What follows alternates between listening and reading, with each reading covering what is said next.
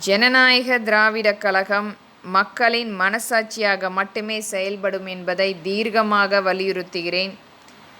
மக்களுடைய குறைகளை தெரிந்து மக்களுக்காக செயலாற்றப்பட வேண்டும். நியாய விலைக் கடைகளில் விவசாய மக்களிடமிருந்து நேரடியாக உணவுப் பொருட்களை கொள்முதல் செய்து அனைத்து பொருட்களுமே ஒரு நல்ல தரமான குறைந்த விலையில் நியாய விலைக் கடையின் மூலம் மக்களுக்கு சென்றடையப்பட வேண்டும்.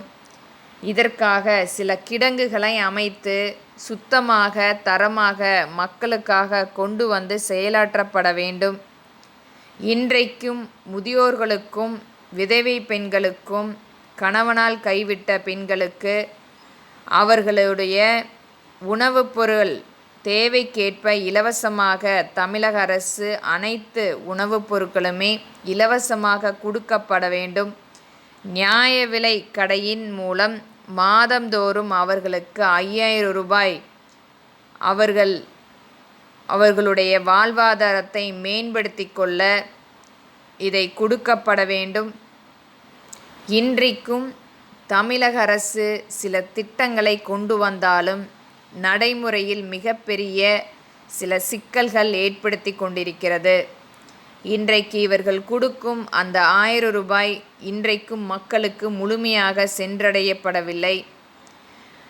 எல்லா நியாய விலை அட்டையின் பெண்களுக்கும் மாதம் 5000 ரூபாய் கொடுத்தாலும் முதியோர்களுக்கும் விதவை பெண்களுக்கும் கணவனால் கைவிட்ட பெண்களுக்கும் அவர்களுடைய குழந்தை அவர்களுடைய குடும்பத்தை இன்றைக்கும் அவர்கள் காப்பாற்ற முடியாமல் மிகப்பெரிய அளவில் வாழ்வாதாரம் சிதைந்து கொண்டிருக்கிறது. அவர்களுக்கு ஏற்ப இந்த மாதம் 5000 ரூபாய் திட்டம் மிகப்பெரிய அளவில் அவர்களுடைய வாழ்க்கையை மேம்படுத்தும்.